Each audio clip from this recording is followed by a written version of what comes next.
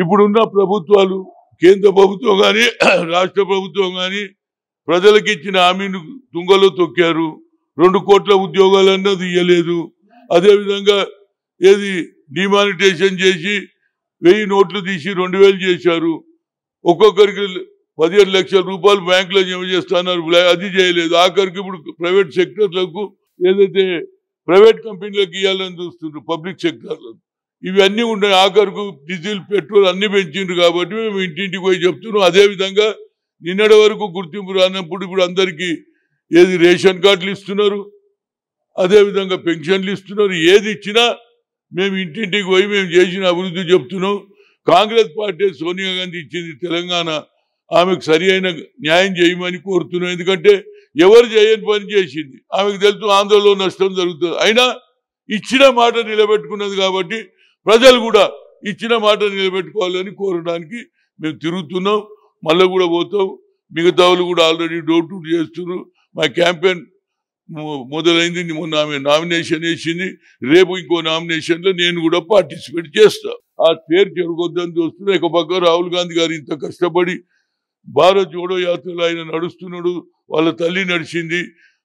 అలాంటి సమయంలో నువ్వు అమెరికాను ఎక్కడ పోతున్నావు అని విన్నా, అది నిజమా కాదా? ఏదైనా నువ్వు స్టార్ క్యాంపెయినర్గా నీ విధి నిర్వహించు. దానివల్ల నీకు మంచి పేరు వస్తుంది, పార్టీకి మంచి పేరు వస్తుంది. ఫ్యూచర్లో నిన్ను ఎవరు కూడా డౌట్ పట్టరు, నీ మీద అనుమానం పడరు.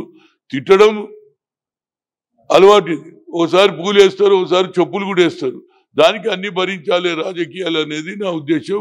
ఇప్పటికే నేను ఫోల్డెడ్ అని చెప్తున్నా, రిక్వెస్ట్ చేస్తున్నా. రా, గతంలో కూడా చెప్పినా, ఇప్పుడు కూడా నీ తమ్ముడికి చెప్పినా, మీ తమ్ముడే వెళ్ళిపోయాడు, నువ్వెందుకు చెడ్డ పేరు తెచ్చుకుంటావు అనేది నా ఉద్దేశం. వచ్చి క్యాంపెయిన్ చేయి.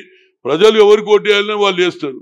కానీ మనం పార్టీ ఏం చేసిందో జనం చెప్పకపోతే నీకు చెడ్డ పేరు వస్తుందని నేను రిక్వెస్ట్ చేస్తున్నాను. ధార్యాలు చెప్పినాం, అప్పుడే చెప్పినాం. ఎండలు లేని ఆనవాయితీ ఉన్నది. ఇంతకుముందు ఏమో పొడిచేది, చంపేది. ఇప్పుడు సాక్షాత్తు ఆఫీసులే తలగబెడుతున్నాం.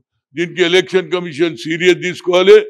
మంచి ఏది లా అండ్ ఆర్డర్ ఉంచి రియల్ ఓటర్లు ప్రజాస్వామ్య పద్ధతిలో వేసేటట్టు ఎలక్షన్ కమిషన్ చూడాలి.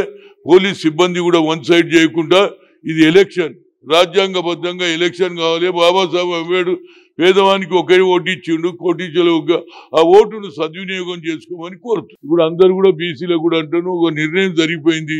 ఇక ముందు నల్గొండలో రేపు వచ్చే అసెంబ్లీ ఎన్నికల్లో బీసీలకు సరి అయిన న్యాయం చేయడానికి ఛాయ్ ప్రయత్నం నేను చేస్తా. అది